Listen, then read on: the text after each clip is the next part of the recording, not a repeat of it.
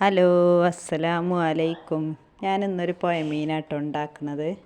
നല്ലോണം കഴുകിക്കാണ്ടേ തോലൊക്കെ ഒന്ന് കളഞ്ഞ് കട്ട് ചെയ്തു കേട്ടോ. എണ്ണ ചൂടായി വരുമ്പോൾ കുറച്ച് കടുക് ഉലുവിട്ടു. പൊട്ടി വരുന്ന സമയത്ത് ഇഞ്ചിയും വെളുത്തുള്ളി ഇട്ടു കേട്ടോ. എന്നിട്ട് വലിയുള്ളി, തക്കാളി, പച്ചമുളക് അത് എളുപ്പം ഒന്ന് വെന്ത് കിട്ടാൻ വേണ്ടി കുറച്ച് ഉപ്പിട്ടു, കുറച്ച് കറിവേപ്പിലയും ഇടന്ന് അടച്ച് വെച്ച് വേവിച്ചു കേട്ടോ.